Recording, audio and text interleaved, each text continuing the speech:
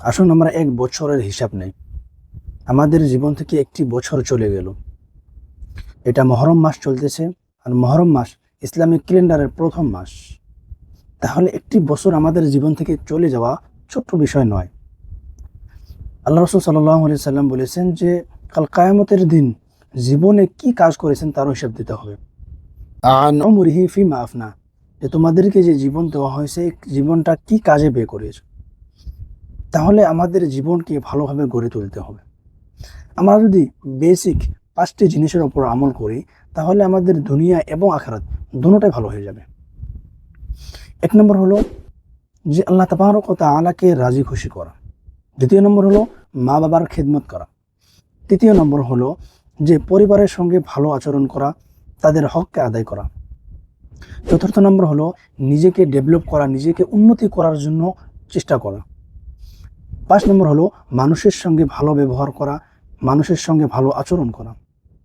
এখন আমরা হিসাব নেই যে একটি বছর যে আমাদের জীবনে থেকে চলে গেল, তো এই বছরে আমাদের ভিতরে কতটুকু উন্নতি হয়েছে, আখলাকের দিক দিয়ে, চরিত্রের দিক দিয়ে, আল্লাহ তাবারক ওয়া তাআলাকে রাজি খুশি করার দিক দিয়ে আমরা কতটুকু এগিয়ে গিয়েছি, আমরা কতটুকু উন্নতির দিক দিয়ে চলে গিয়েছি, আমরা কতটুকু মা বাবার খেদমত করেছি, কতটুকু স্ত্রী সন্তানের খেয়াল রেখেছি, নিজেকে ভালো চরিত্র রাখার জন্য মানুষের সঙ্গে কিরকম ব্যবহার করেছি, কিরকম চরিত্রবান দেখিয়েছি। ভেবে দেখুন, একটি বছরে আপনি উন্নতি করার জন্য কি করেছেন, আল্লাহকে রাজি খুশি করার জন্য আপনি কি করেছেন।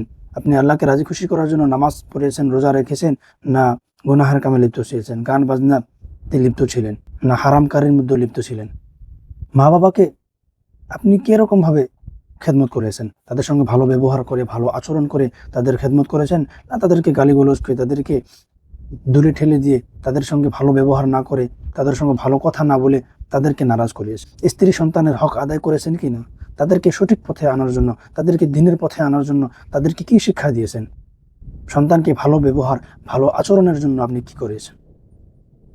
নিজেকে উন্নতি করার জন্য আপনি কি করেছেন।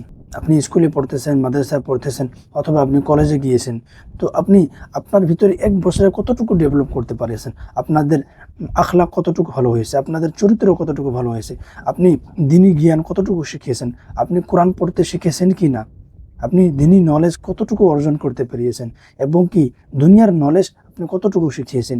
এক বছরে আপনার রেজাল্ট কতটুকু ভালো হয়ে গিয়েছে, এটা হিসাবে নেওয়ার দরকার। এবং কি মানুষের সঙ্গে আপনার ব্যবহার কীরকম। যদি আপনি ব্যবসা বাণিজ্য করতেছেন, আপনার ব্যবসা বাণিজ্যের মধ্যে সততা আছে কি না, আমানতদারি আছে কি না, মানুষের সঙ্গে আপনার ব্যবহার কীরকম, ছোটোর সঙ্গে আপনার ব্যবহার কীরকম। এসব কিছু ভাবার পরে যদি আপনার জীবনে যদি ভালো কিছু হয়েছে, তাহলে আল্লাহ তাবারক ওয়া তাআলার শুকরিয়া আদায় করেন। আর যদি এরকম করতে পারেন না এই বছর, তখন আপনার ইস্তিগফার করার দরকার, তওবা করার দরকার, এবং আগামীতে এই 5টি জিনিসের উপরে বেশি খেয়াল করার দরকার, তার উপরে বেশি ফোকাস করার দরকার, যে আগামী বছর, যে বছর চালু হয়ে গেছে মহরম মাস, এই বছরে আমি ভালো কিছু করব, জায়গার উন্নতির জন্য অনেক কিছু করব। এই বছরে আপনি ওয়াদা করেন, তওবা করে নেন যে এই বছরটাকে ভালোভাবে কাটাবো, এই 5টি জিনিসের উপর আমল করব।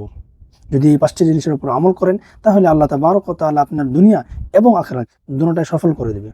তো আল্লাহর কাছে দোয়া করি, আল্লাহ তাবারক ওয়া তাআলা যেন আমাকে এবং আপনাকে এই 5টি জিনিসের উপর আমল করার তৌফিক দান করুন। আমিন।